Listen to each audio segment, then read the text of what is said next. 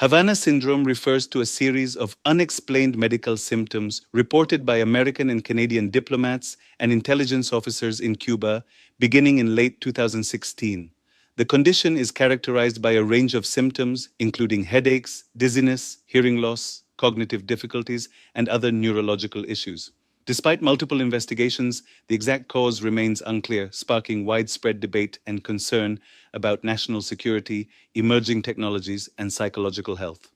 Origin of the term: the name Ante-39, Havana Syndrome Ante-39, originates from the location of the first known incidents in Havana, Cuba, where U.S. Embassy staff began reporting unusual auditory sensations and health symptoms.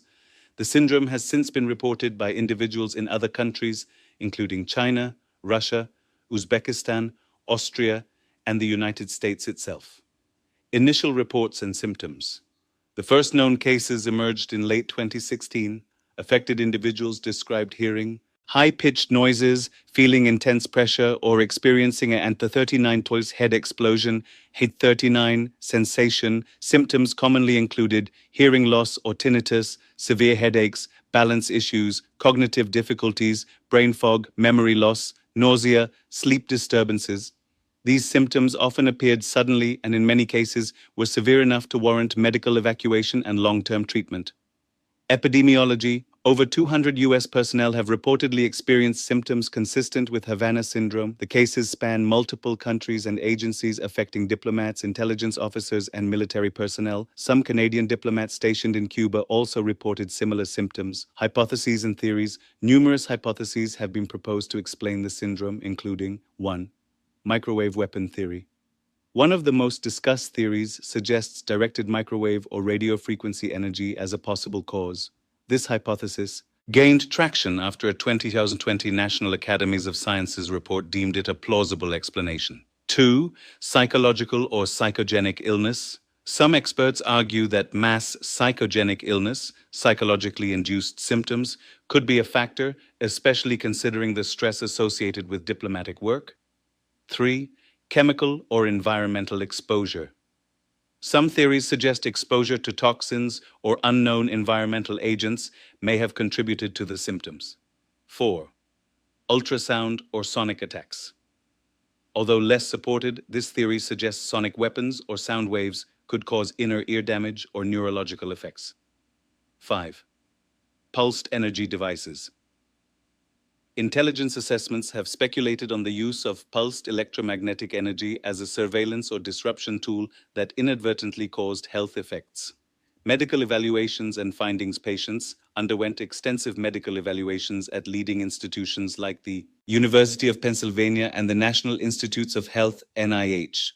Findings have included brain imaging revealing structural changes in white matter, vestibular, balance-related dysfunction, cognitive impairment resembling concussion or mild traumatic brain injury. However, no consistent biomarkers or definitive diagnostic criteria have been established. Government response. The U.S. government responded to Havana syndrome with a mix of diplomatic actions, medical support, and legislative measures. Downsizing of embassy staff in Havana in 2017, launching investigations by the FBI, CIA, and State Department. Enactment of the Havana Act, helping American victims afflicted by neurological attacks. To provide financial and medical aid to affected personnel. Creation of dedicated task forces to study and address the issue. Criticism and controversies. Havana syndrome has been surrounded by skepticism and controversy. Critics argue inconsistent symptoms and lack of a clear biological mechanism weaken the microwave weapon theory. Delays and opacity in government response reduced public trust. Some suggest the phenomenon may be exaggerated or politicized. Nonetheless, many health experts and intelligence officials continue to treat the condition seriously due to the severity and consistency of symptoms in affected individuals. International perspectives. Other countries, including Canada and some European nations, have taken interest in the syndrome. Canada reduced its diplomatic presence in Havana due to health concerns. Some international scientists have joined U.S. efforts in investigating possible causes and treatments, reflecting a growing consensus that Havana syndrome may represent a new frontier in neurological and defense-related health issues. Treatment and management. There is no standardized treatment for Havana syndrome. Management strategies include symptom-based therapy, e.g., vestibular rehabilitation, cognitive therapy, medications for headaches and sleep disturbances, psychological counseling for trauma and stress. Many patients have shown improvement with supportive care, although some continue to experience persistent symptoms for years. Future directions and research. Ongoing research seeks to identify biomarkers and diagnostic tools, determine the precise etiology of the syndrome, improve treatment protocols, enhance protection for diplomats and government personnel abroad.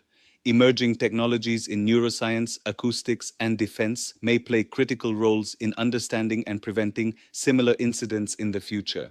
Conclusion: Havana syndrome represents a complex and unresolved medical mystery at the intersection of neuroscience, diplomacy, and national security. While many questions remain, it has prompted renewed attention to the health and safety of personnel serving abroad. Continued research, transparency, and support for affected individuals are essential in addressing this evolving phenomenon.